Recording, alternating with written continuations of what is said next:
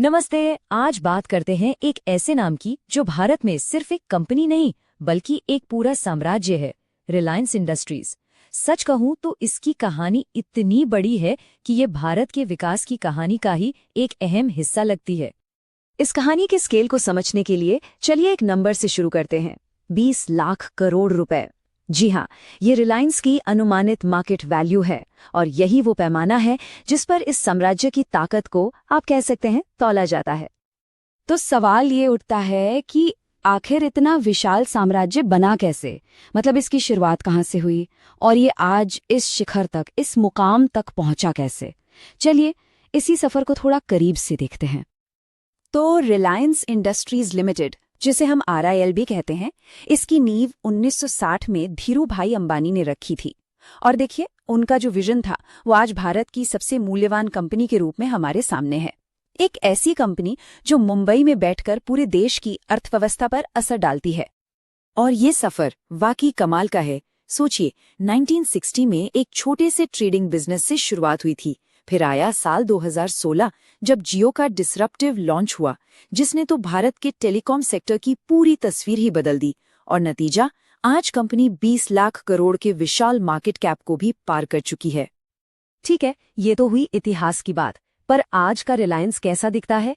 ये साम्राज्य अब किन किन सेक्टर्स में फैला हुआ है और इसका असर हमारी आपकी जिंदगी पर कितना गहरा है? देखिए, रिलायंस को सिर्फ एक टेल या टेलीकॉम कंपनी समझना बहुत बड़ी भूल होगी। आज की तारीख में इसका साम्राज्य पेट्रोकेमिकल्स और रिफाइनिंग से लेकर रिटेल तक, टेलीकॉम और डिजिटल सर्विसेज से लेकर भविष्य की ग्रीन एनर्जी और मीडिया तक फैला हुआ है। सच तो ये है कि भारतीय अर्थव्यवस्था का शायद ही कोई ऐसा बड़ा कोना बचा हो जहां रिलायंस की मौजूदगी ना हो, और यही डाइवर्सिटी इसकी सबसे बड़ी ताकत है। तो चलिए अब इस विशाल साम्राज्य के उन कुछ सबसे मजबूत पिलर्स को, आप कह सकते हैं स्तंभों को, थोड़ा और करीब से देखते हैं, जिन पर इसकी पूरी इमारत टिकी हुई है। सबसे पहला और शायद सबसे जाहिर पिलर है जियो। ये सिर्फ भारत की सबसे बड़ी टेलीकॉम कंपनी ही नहीं है, बल्कि ये वो ताकत है जिसने करोड़ों भारतीयों के लिए इंटरनेट को इतना सस्ता और आसान बना दिया कि एक तरह से डिजिटल क्रांति ही आ गई। दूसरा बड़ा स्तंभ है रिलायंस रिटेल, मतलब घर के किराने के सामान से लेकर महंगे फैशन ब्रांड्स और इलेक्ट्रॉनिक्स तक सब कुछ। रिलायंस रिटेल आज भारत की सबसे बड़ी रिटेल चेन बन चुकी है और ये हमारे शॉपिंग करने के तरीके को लगातार बदल रही है। और फिर आता है तीसरा स्तंभ, जो रिलायंस की पारंपरिक ताकत है, जामनगर रिफाइनरी। ये कोई मामूली रिफाइनरी नहीं है, ये दुनिया की सबसे बड़ी और सबसे complex single side oil refinery है। और ये अपने आप में इस बात का सबूत है कि रिलायंस कितने बड़े स्केल पर, कितने बड़े पैमाने पर काम कर सकता है। अब देखिए, किसी भी बड़े साम्राज्य के लिए लीडरशिप का एक पीढ़ी से दूसरी पीढ़ी में जाना एक बहुत बड़ा और अहम मोड़ होता है। और रिलायंस में अब अंबानी परिवार की अगली पीढ़ी इस विशाल विरासत को आगे ले जाने के लिए पूरी तरह तैयार है।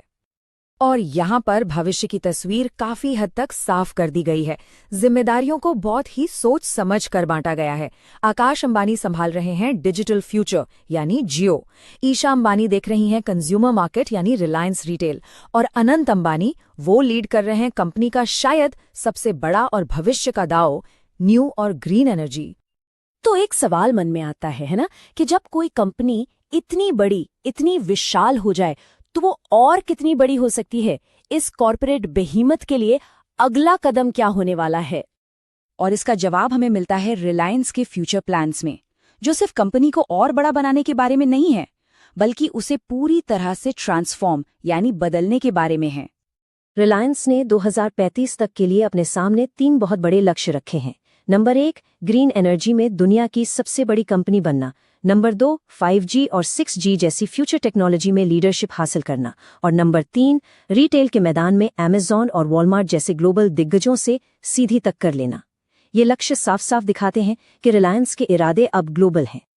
और यहीं पर हम उस सबसे बड़े सवाल पर आते हैं, जो सिर्फ एक कंपनी से नहीं बल्कि पूरे देश से जुड़ा है। रिलायंस का एक बहुत बड़ा लक्ष्य है भारत को एनर्जी इंडिपेंडेंट यानी ऊर्जा स्वतंत्र बनाना। तो क्या एक कंपनी देश के इतने बड़े सपने को सच कर पाएगी?